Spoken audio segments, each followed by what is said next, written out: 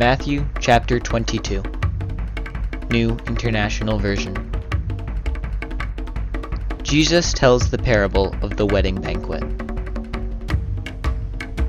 Jesus spoke to them again in parables, saying, "The kingdom of heaven is like a king who prepared a wedding banquet for his son. He sent his servants to those who had been invited to the banquet to tell them to come, but they refused to come. Then he sent some more servants and said, 'Tell those who have been invited that I have prepared my dinner. My oxen and fattened cattle have been butchered, and everything is ready. Come to the wedding banquet.' But they paid no attention and went off, one to his field, another to his business. The rest seized his servants, mistreated them, and killed them. The king was enraged. He sent his army and destroyed those murderers and burned their city. Then he said to his servants, 'The wedding banquet is ready, but those I invited did not deserve to come. So go to the street corners and invite to the banquet anyone you find.' So the servants went out into the streets and gathered all the people they could find, the bad as well as the good, and the wedding hall was filled with guests. But when the king came in to see the guests, he noticed a man there who was not wearing wedding clothes. He asked, 'How did you get in here without wearing wedding clothes, friend?' The man was speechless.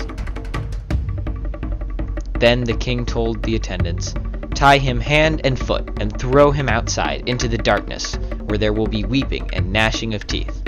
For many are invited, but few are chosen.'" Religious leaders questioned Jesus about paying taxes. Then the Pharisees went out and laid plans to trap him in his words.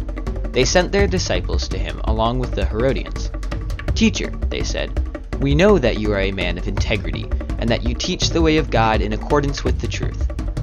You aren't swayed by others because you pay no attention to who they are. Tell us then, what is your opinion? Is it right to pay the imperial tax to Caesar or not?" But Jesus, knowing their evil intent, said, "You hypocrites! Why are you trying to trap me? Show me the coin used for paying the tax." They brought him a denarius, and he asked them, "Whose image is this, and whose inscription?" "Caesar's," they replied. Then he said to them, "So give back to Caesar what is Caesar's, and to God what is God's." When they heard this, they were amazed. So they left him and went away. Religious leaders questioned Jesus about the resurrection. That same day, the Sadducees, who say there is no resurrection, came to him with a question. "Teacher," they said, "Moses told us that if a man dies without having children, his brother must marry the widow and raise up offspring for him. Now there were 7 brothers among us. The first one married and died, and since he had no children, he left his wife to his brother. The same thing happened to the second and third brother, right on down to the 7th.